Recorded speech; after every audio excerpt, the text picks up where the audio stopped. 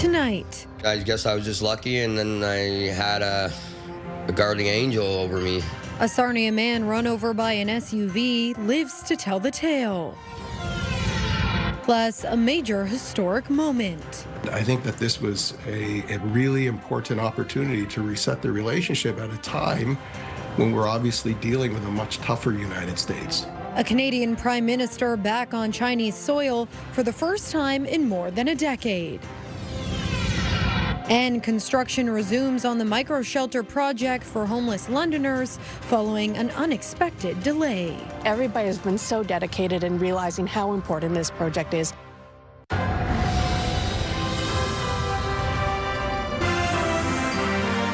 CTV News with Lauren Stallone.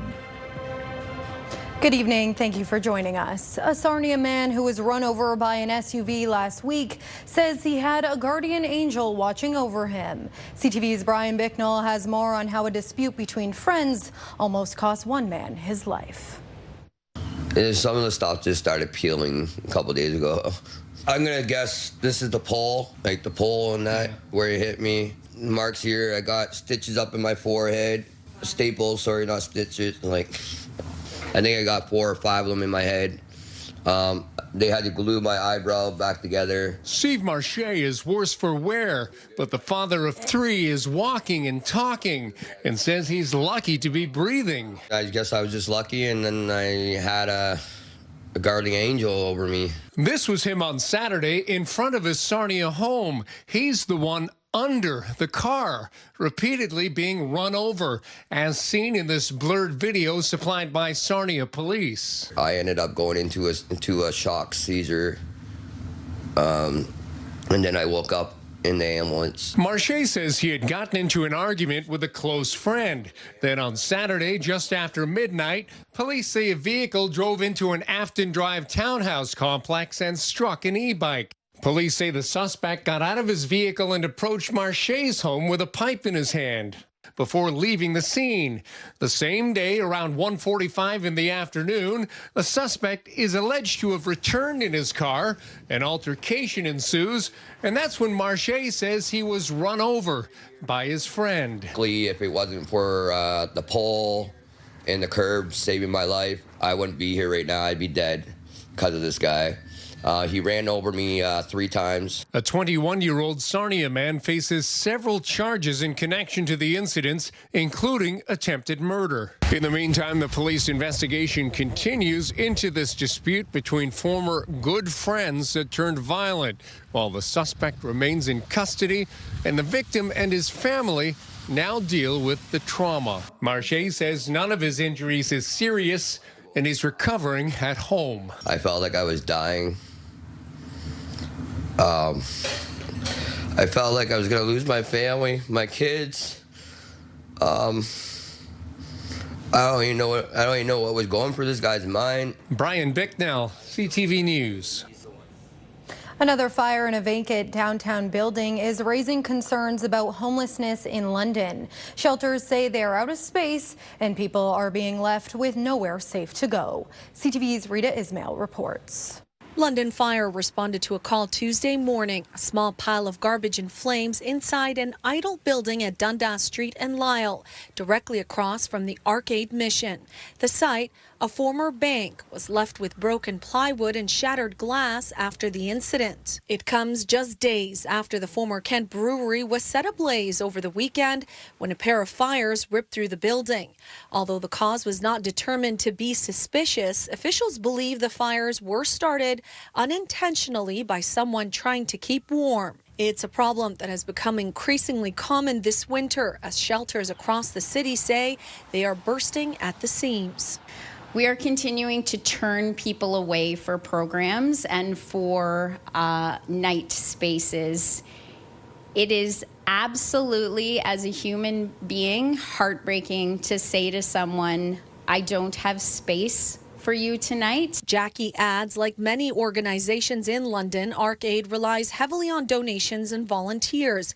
And unfortunately, the demand is far outpacing capacity. We are really challenged right now with the need that we see in our community. Folks on our streets are struggling. Downtown Ward 13 councillor David Ferreira says the situation is reaching a breaking point and is calling for more funding from all levels of government. This is a crisis, and there's just not enough capacity. There's not enough housing to house people. And when you have people who are in desperate situations out in the cold, they will try to find any means that they can to stay warm. In the spring of 2023, 31-year-old Olivia Clark was trying to stay warm inside a makeshift tent when it caught fire. She later died in hospital. Her mother, Stephanie, says the recent fires bring back painful memories and highlight a loss of compassion in the community. This harkens back, obviously, to the loss that we suffered with our daughter. We did see a change in the empathy after our daughter Olivia passed away in 2023 with the London community. The empathy was there. We have seen that empathy erode. Stephanie Clark says her daughter's death underscores ongoing gaps in social support, and her family has since become advocates for members of the vulnerable community, starting a nonprofit called Sincerely Olivia. If my loss can help somebody else's child get the help that they need so that maybe they can get back to their family, then I will do that. I'll do that journey. Rita Ismail, CTV News. Good evening. Lots of active weather to get to tonight, included watches and warnings. Now, normally this map is all lit up in yellow, and that was the change we mentioned a few weeks ago by Environment Canada.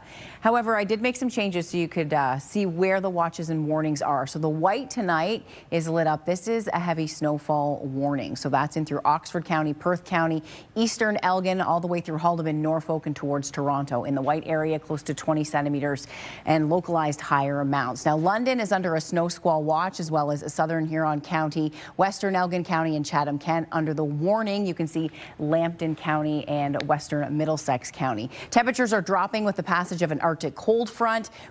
We've dipped down to -3. That's our low temperature. Last night, if you remember how warm it was, factoring in the wind chills anywhere from -9 to a -13, and we do have snowfall. So coming up, I'll take you through just how much snow is expected to fall across the region. I also wanted to mention Highway 402 westbound is closed between Colonel Talbot and Longwoods roads due to multiple collisions. OPP are warning folks to stay off the roads tonight if you don't have to travel, looking at black ice in and around the area. Coming up, Lauren, I'll take you through the extended forecast, and we'll look ahead at what's coming our way overnight and into tomorrow morning. Thanks, Julie. After 21 days, the manslaughter trial looking into the death of a 15-month-old boy heard from its third witness. Emily Hendricks testified that she saw Nathaniel McClellan in the arms of the accused Megan Van Hoof just hours before he was rushed to hospital in October of 2015, and that everything appeared to be normal. She said days later, Van Hoof told her the child was in critical condition after he collapsed. The court has heard the toddler died from a head injury days after being at the home daycare of Van Hoof in Strathroy. The accused has pled not guilty to manslaughter. 3 Brampton men have been charged following a series of break-ins at vape stores across southern Ontario. Security video shared by police shows some of the break-ins targeting at least 5 stores in Kitchener between October 2015 and early this month. 3 men were in their 30s. They were arrested. They face multiple charges in connection with at least 15 incidents spanning from London to Niagara.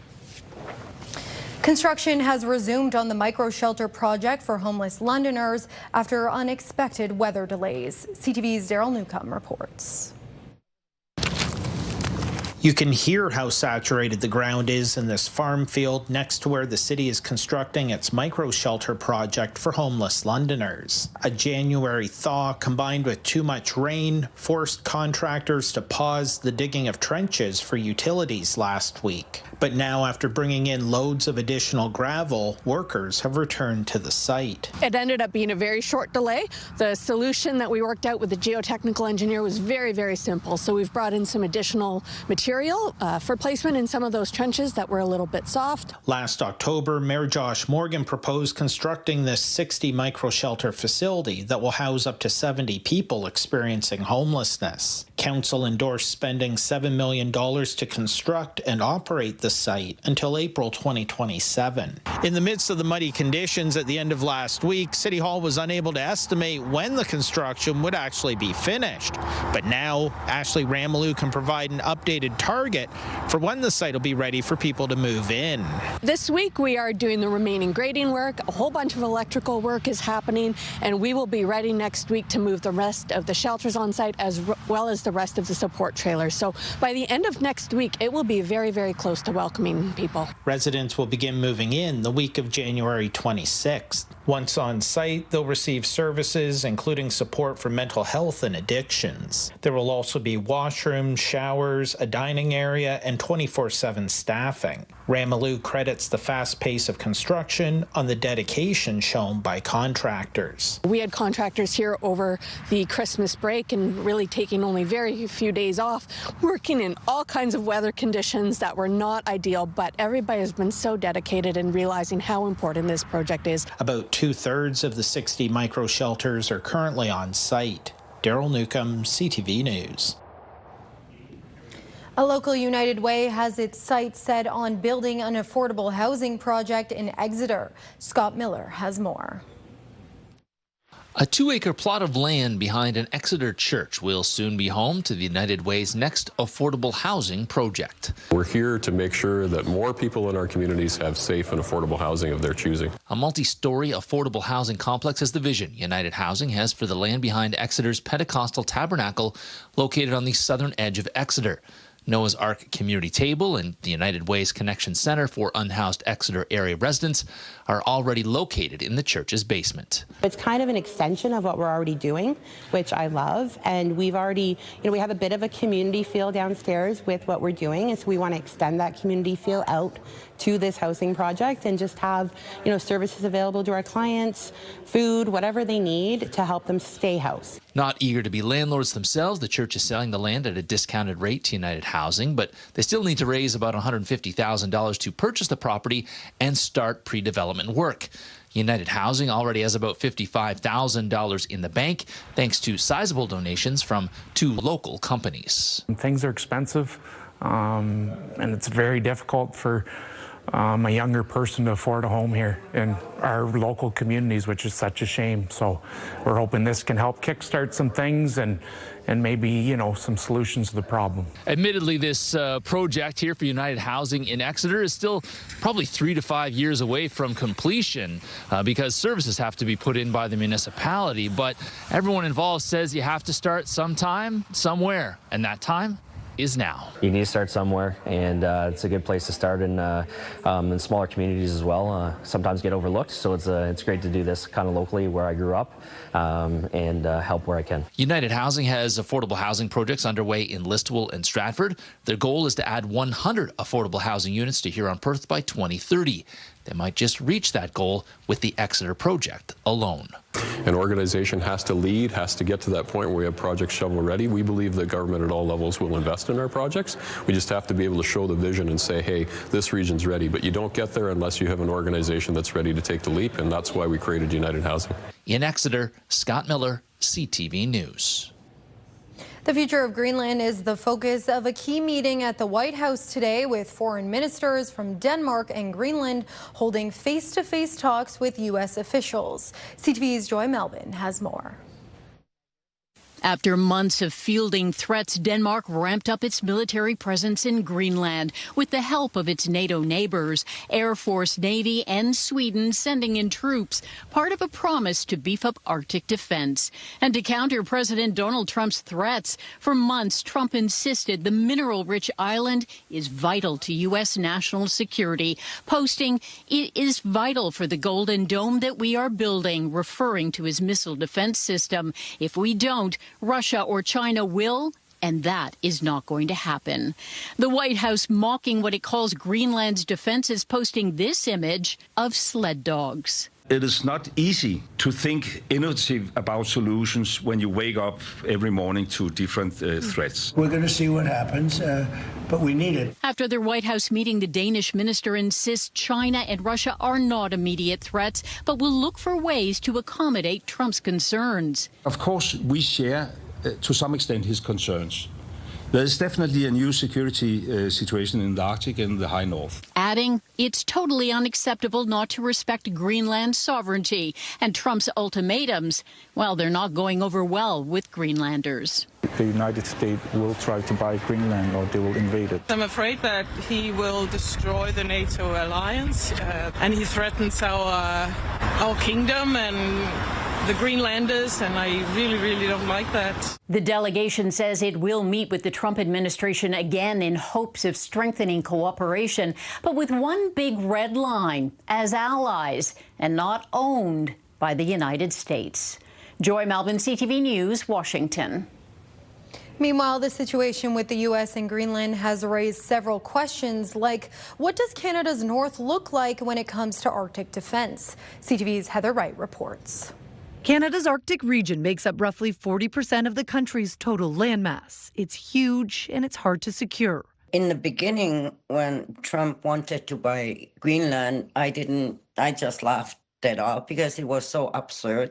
Ayu Peter is a Greenlander who lives in Iqaluit. She still thinks Donald Trump's threats to take Greenland are absurd, but now she takes him seriously and thinks all of the Arctic is at risk. Canada is right in the middle between Greenland and the United States. He's going to want to also take over Canada. The federal government has pledged billions of dollars in new defense spending, including money for Arctic security. But in such a vast and mostly uninhabited area, military analysts say defense spending is not enough to assert Canadian sovereignty in the north. It's really a whole of society approach, working with Northerners, working with territorial governments and the Indigenous people that live in the region to make sure that they have access to the same services. Canada is set to hit NATO's 2% target this year, but experts say Trump's saber-rattling against NATO members presents a threat to the future of the alliance at a time when it's needed. This is exactly the time that we need to stand together with our allies, that NATO needs to be very effective and very strong and serve as a deterrent so that Putin won't miscalculate and go even further. The U.S. ambassador to Canada was asked today whether Trump has his sights set on Canada's Arctic as a way to bolster North American defense. He said Canada, the United States, and Finland are working very closely on defense to ensure they are, quote, in lockstep when it comes to Arctic security. Heather Wright, CTV News, Toronto. It's being called a historic moment, the first time a Canadian Prime Minister has been back on Chinese soil in more than a decade. And the topic on many Canadians' minds, movement on agricultural tariffs. CTV's Annie Bergeron-Oliver has more.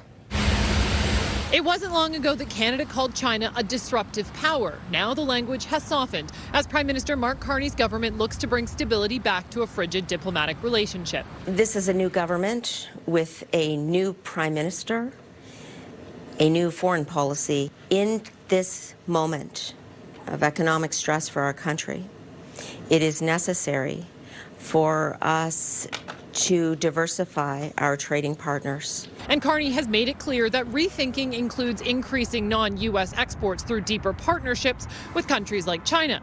And over the next few days, the Prime Minister will be pitching Canada to business and government leaders as a place to invest. I think that this was a really important opportunity to reset the relationship at a time when we're obviously dealing with a much tougher United States and where our Canadian national interests have to be rethought. A key area of debate and likely disagreement, Canadian tariffs on Chinese electric vehicles and Chinese tariffs on Canadian canola products. Government officials say it's reasonable to expect progress on so-called trade irritants, but the definitive removal of tariffs is unlikely. Our ultimate goal is to restore market access to China, have more smoother, predictable trade with our number 2 export market. And so we're looking for signs of progress and resolution on that front. While that resolution may not happen, Ottawa is framing this business visit to Beijing as a stepping stone on a larger plan to normalize relationships and help reopen lines of communications. Annie Bergeron-Oliver, CTV News, Beijing. Coming up in the tee-up, Brent Lale introduces 2 Southwestern Ontario curlers headed to the Brier.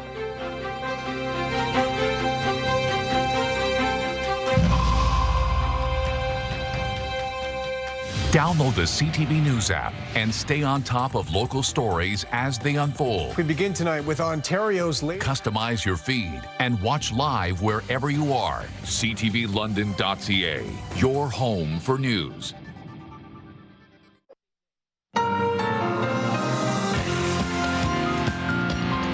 It's time once again for the Tee Up with Brent Lale. Now, Brent, with women's professional sports on the rise, the Northern Super League is coming off to a great inaugural season. Yeah, and St. Thomas soccer star Sadie Waite this week signed her first professional contract with Ottawa Rapid FC.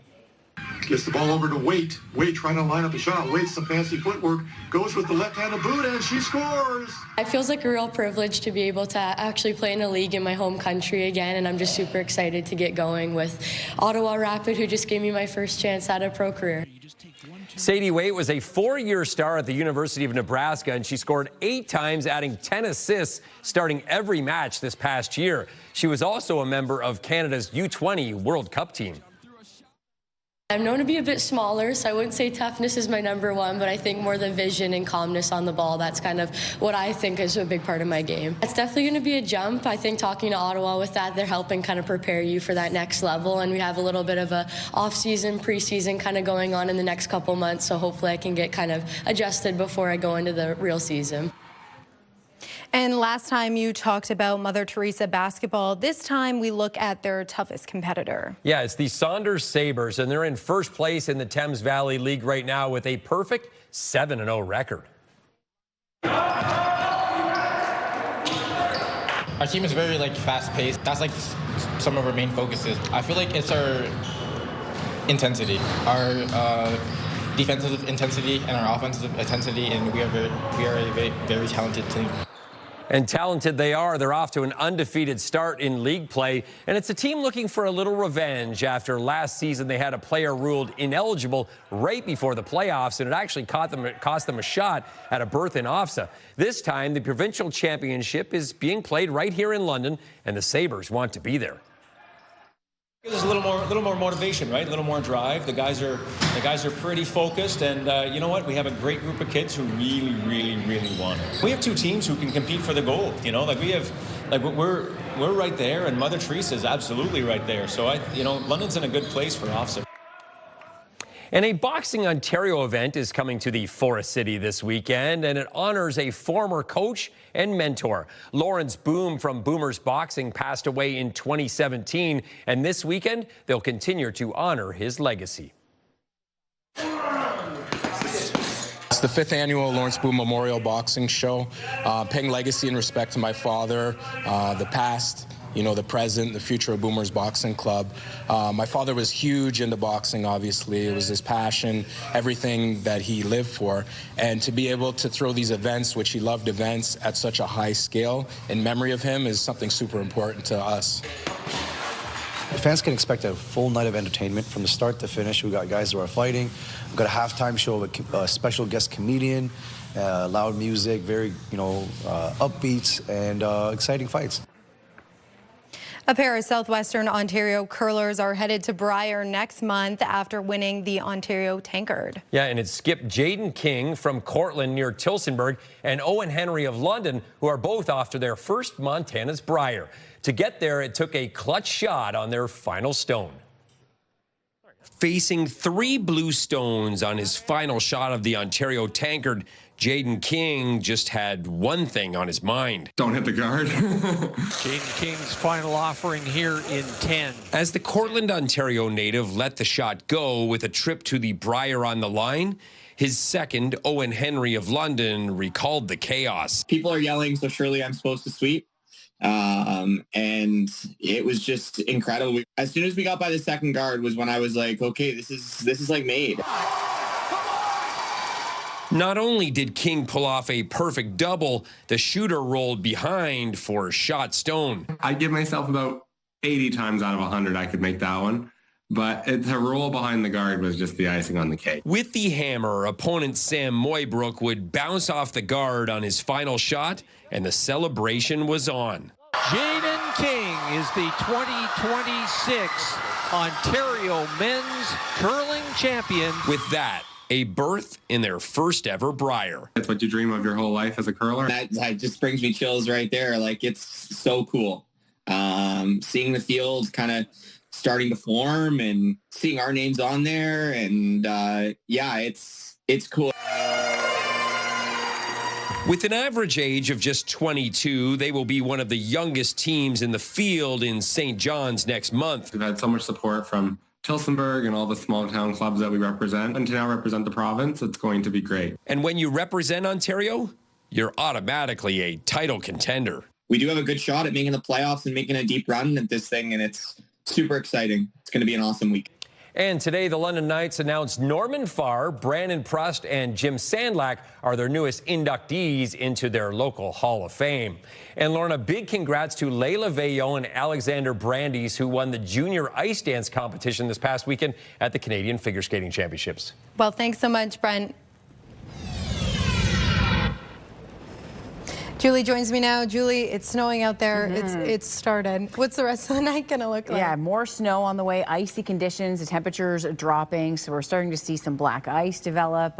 We are getting lots of reports of collisions in and around the area and some road closures. It's getting cold as well. The Middlesex London Health Unit issuing an extreme cold weather alert with wind chills overnight close to -18. So yes, bitterly cold temperatures as well. So there's the watches and warnings that are in effect. Our high temperature was reached overnight.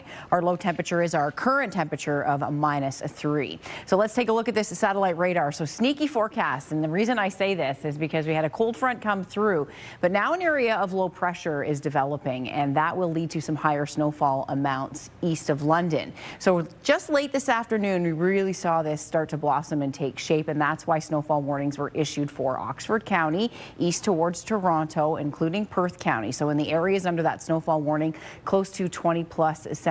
Now, west of that, under snow squalls, we could see a lot of snow. Now, the forecast model that I've been looking at all day is starting to read higher amounts of snowfall, so things could get very interesting overnight. So as we take a look at the satellite radar, you can see the snowfall that's coming through right now, that Arctic cold front bringing us that northwest wind. The cold air will continue to pour over the Great Lakes. Right now, it looks like a significant band of snow will develop just outside of London, so west of London towards Lambton County, and that's the area along the 402 where we will see some whiteout conditions. That's through the overnight and into tomorrow morning. We're seeing widespread snow right now. Temperatures drop down between about -9 and -11 overnight, and I mentioned the wind chills. As we head into tomorrow morning, still snow and blowing snow. So this is that system snow coming in, and then combined with that, we have the lake effect snow expected off Lake Huron. So as we head into Thursday afternoon, this will start to pull well off to the east into eastern Ontario with some snowfall, and we'll even start to see some breaks in the cloud cover. So the main snow comes tonight. Overnight, it looks to get quite heavy through the overnight and first thing tomorrow morning before coming to an end. Now, I know many of you are planning to travel early in the morning. Leave yourself lots of extra time. You're going to need it. Now, as we take a look at the rest of the day on Thursday, we will see some breaks in the cloud cover, but then our next weather system comes in on Friday with some snowfall with the potential of 2 to 4 centimeters. We can even see 5. So this forecast model is reading very high. So I'm a bit more conservative than this, but I did want to show you what it is showing in London, coming in close to that 21 centimeter mark as we head toward tomorrow morning. So there is the potential for a lot of snow. I'm expecting that towards eastern Middlesex, but you can see these numbers really starting to climb in and around that Golden Horseshoe. So this is a big system for some areas, but west of this, the snowfall amounts will be much less. Cold air pooling over the Great Lakes in the coming days. Western Canada records continue to tumble with the warmth in. We have a big ridge. This is the upper air pattern, and then a big drop off, and that leaves us in this cold troughing pattern, which will lead to more of the same, more snow and more cold coming in. So tomorrow, -11, and that's where we stay through the day. No big jump in the afternoon, but expecting a few breaks. Winds out of the northwest. The main snow will be ending by lunchtime thereafter. And then as we head into Friday, -3. 2 to 4 centimeters possible on a Friday. The cold air filters back in again early next week. So the weekend, a bit of a reprieve, but we'll be into flurries all weekend long. A couple of weeks weak systems come through, generally 2 to 4 centimeters. So it looks like we're back into this snow, -6 to -9. If you're thinking at home, well, it's January. It's typical. Yes, we're back into it. Just with such a mild spell for a while. So most of that snow melting away in the area. Midwestern Ontario, you're still dealing with lots of snow for you, and you got lots on the ground. It's going to pile up out there tonight. -10 the high tomorrow with blowing snow and gusty winds for your Friday as well at -3. The OPP again tweeting out, Lauren, if you don't have to travel tonight, don't. The roads are very icy. They're starting to get snow covered out there, so leave yourself lots of extra time, and we could see some areas in our region, especially towards Oxford County and Perth, really digging out tomorrow as the snow is expected to be a lot heavier just east of London. All right, thanks so much for that, Julie. What did you think when you found out it's going to be almost 4% instead of 2.1%? Well, it made me sick. It made me sick. Still ahead, the growing pressure on retirement home residents trapped between rising rents and fixed incomes. If you love a good hot dog, if you can't leave Costco without stopping at the food court to get one before you leave, there is a new hot dog challenge that's rolling around online right now. I've got all the details for you tomorrow morning at 7:30. Get your stomachs ready.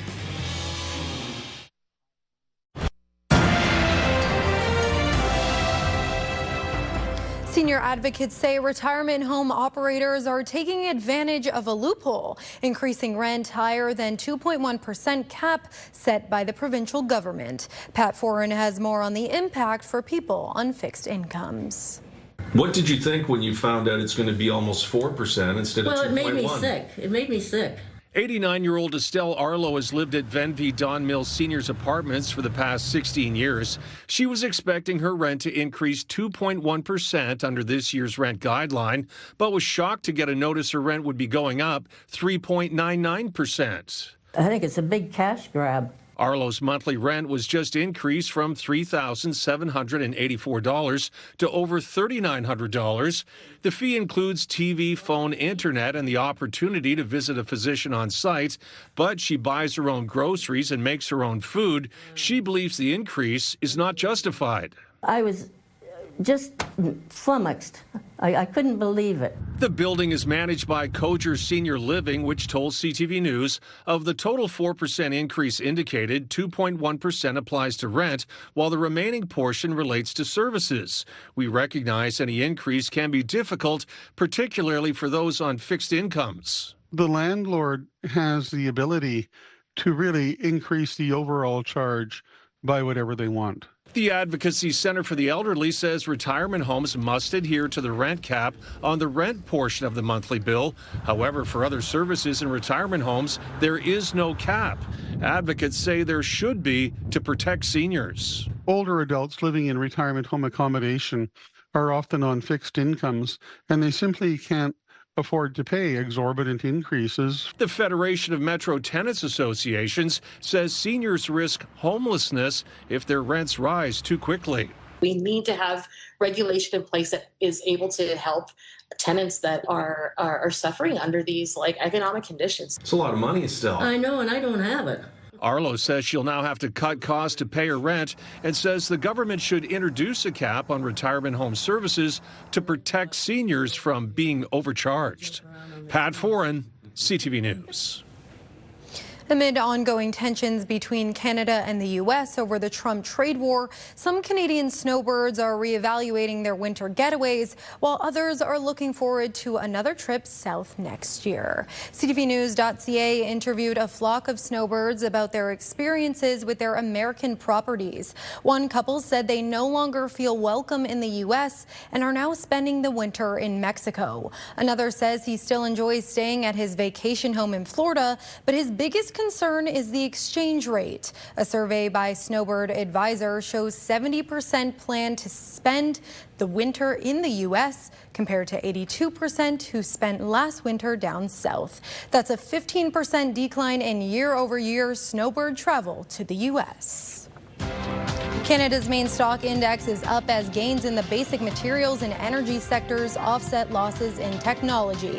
In Toronto, the TSX gained 46 points, while in New York, the Dow fell 42 and the Nasdaq dropped 238. The Canadian dollar gained 0.05 of a cent today, and on commodity markets, gold added more than $36 an ounce, and oil is up 95 cents a barrel. As the market for surgery abroad has increased, the number of complications that we're seeing regularly has increased as well. Coming up in part 2 of our series on cosmetic surgery tourism, the cost to Ontario in treating a growing stream of corrective surgeries. Who's Hungry London? Growing Chefs Ontario presents the return of Londonlicious, January 16th to February 8th. Spotlighting unique and delicious eats in the Forest City. Enter now at ctvlondon.ca for your chance to win dinner for 2 at one of the amazing restaurants. A few months after announcing she'd be stepping down as Ontario Liberal leader, Bonnie Crombie made that decision official today. The former mayor of Mississauga decided in September to step down after receiving 57% support in a vote by party delegate. She had initially said she would stay on after leading the Liberals back to official party status in last year's election. Crombie said today that she was leaving the top job immediately so that both she and the party can move forward. The Ontario Liberals have said they'll choose an interim leader shortly while they plan a leadership race. Bad headlines, plummeting popularity, dropping poll numbers. It's no surprise to Quebec pundits that their premier is resigning. CTV's Geneviève Beauchemin on the timing and what happens next. Premier François Legault said it was the honor of a lifetime to lead Quebec. Surtout pour le bien du Québec.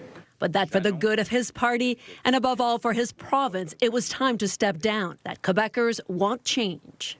Maybe it's just time to move on, to find like a new voice. I think he didn't do that bad. At the end, he wasn't so popular. Once the most popular premier across Canada, Legault has now faced months of spiraling poll results, falling to last place in Quebec. On prépare un gouvernement. The Parti québécois, led by Paul Saint-Pierre Plamondon and vowing to hold another referendum, is in the lead. Before jumping into politics, Legault co-founded Air Transat. He later co-founded his party, the Coalition Avenir Québec, or CAQ. He won the first of 2 majority mandates in 2018 with a promise to set aside the separatist federalist divide. His party brought in a law on secularism and led Quebec through the COVID pandemic. But his dominant run began to unravel after his second election over a series of crises. In the fall, he faced off against doctors over remuneration and conditions. 2 political allies, close friends, left his party over the dispute. Today, politicians of all stripes praise Legault's dedication to Quebecers over a quarter of a century in public life. He left his mark in Quebec politics, and for sure, with the decisions that he made, he shaped the future of Quebec. Legault has pledged to stay on until a new leader is elected. This as the Quebec Liberals, too, are looking for a new leader just 9 months away from the next election. Geneviève Beauchemin, CTV News, Montreal. Our photo of the day from Walkerton. Thank you so much, Kelly O'Hagan. Snow and snow squalls, blowing snow and cold temperatures overnight with the passage of an Arctic cold front. Blowing snow will be an issue, and watch for some rough road conditions Thursday morning. Friday, another area of snow moving in. Temperatures are set to drop off as we head toward the weekend. As we showed you last night, sepsis resulting from a mommy makeover in Costa Rica almost killed a woman. Now, as she learns to live without the use of fingers or toes, she and the medical community want to make sure others are fully informed. Pauline Chan reports.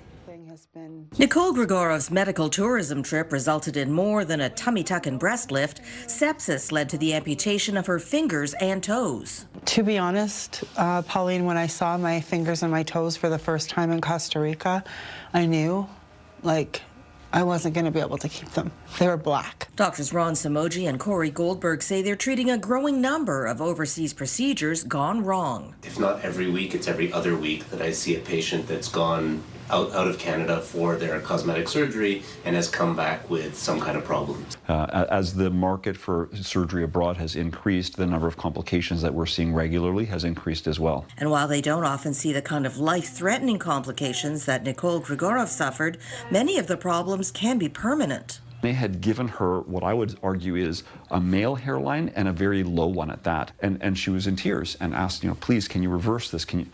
Once that's done, you can't. It's self-serving to say patients should come and have surgery with a Canadian plastic surgeon. But the reality is, to us, there's absolutely nothing more important than the patient's safety. Dr. Simoji says overseas clinics may accept patients who otherwise might not be approved for surgery here due to weight or other health concerns. Other countries also have different products and standards for things such as implants or even sutures. With cosmetic surgery, good cosmetic surgery, the pillar of care is really the follow-up. And that's what we sort of stress to patients is if they're going out of country, by the time they come back to Canada, they don't have their surgeon there anymore. Follow-up care for cosmetic surgery can take months as the body heals and settles, but medical tourists won't be abroad for that time, so it falls on the Canadian health system to fix any problems that result. So for my recent patient that was admitted to hospital for 5 days, CT scans, drainage procedures, a drain being placed, multiple days in hospital. These are thousands of dollars of OHIP funds, and it's a huge burden, huge burden. In the final part of our series, we'll look at some of the legal issues surrounding cosmetic surgery abroad and why so many Canadians are still choosing to go despite the warnings. Pauline Chan, CTV News. Horrific details are emerging from Iran now that phone service is partially restored. Activists say more than 2,500 Iranians have been killed by the regime. CTV's Adrian Gobriel now on this and the advisory from Global Affairs for Canadians to leave. As smoke rises above the streets of Tehran and protesters clashed with security forces, Global Affairs Canada is issuing a clear warning to Canadians in Iran. Get out of the country immediately. This is a very real threat, and it is escalating. On January 8th, Iran's government cut off the country from the internet. Since then, Iranians have been risking their lives to share these images of brutality with the world. Today, Iran's judiciary head signaled that trials and the execution of protesters would be fast-tracked despite warnings of a military response from U.S. President Donald Trump. Personnel at a key U.S. military base in Qatar have been advised to evacuate by tonight as concerns of a repeat attack on American troops there begin to escalate. The fact that, the United States has pulled out some of their troops in Qatar is indicative that they think that that threat is real. They have some intelligence, and they're probably got things planned to attack, Iran. And, what are they going to attack? It could be military sites. It could be infrastructure. But we should expect something. With more than 2,500 believed to be dead, Iran hasn't seen this level of violence since the chaos surrounding the country's 1979 Islamic Revolution. The protest broke out on December 28th after the collapse of Iran's currency, as the country's economy was squeezed by international sanctions levied in part over its nuclear program. Holding up signs of Iran's supreme leader, Ali Khamenei, thousands took to the streets outside Tehran University for a pro-government mass funeral on Wednesday, as caskets draped in the country's flag, said to be carrying the bodies of approximately 100 security officials and civilians killed in the clashes, were paraded down the streets. Though this is a country far from united, there is a shared concern, as some military experts warn targeted U.S. strikes on Iran may be imminent. Adrian Gobriel, CTV News, Toronto. Tragedy struck northeastern Thailand this morning when a construction crane fell onto a moving passenger train, causing a derailment that killed at least 32 people. The crane was working on a high-speed rail project above an existing rail line when it collapsed and struck the passing train. Officials say nearly 200 people were on board. Authorities say 4 passengers are still missing. Thailand's transport minister has ordered an investigation. The project's contractor is facing scrutiny over past incidents, including a building collapse in Bangkok last year. Lego is joining forces with the Pokemon universe. The toy giant has unveiled its first ever line of Pokemon sets, marking a major crossover between two of the largest play brands in the world. The first collection will debut on February 27th and is inspired by characters throughout Pokemon's 3-decade history. The initial rollout will feature 5 fan favorite characters. Finally tonight, a remarkable story of hope and survival. A beloved dog is back home with its Vancouver family after spending nearly 2 months lost in the backcountry on its own. Here's CTV's Martin McMahon. This is the moment Bammy, a rescue dog who went missing, was reunited with her owners over the weekend. Some people think dog is just pet or just dog. Dog is dog, but I'm not. I don't agree. Many people say dog or pet is family. Yes, I totally agree. Bammy, a 4-year-old Korean Jindo, spent 54 days alone on the North Shore after breaking free from her leash and collar during a walk in November.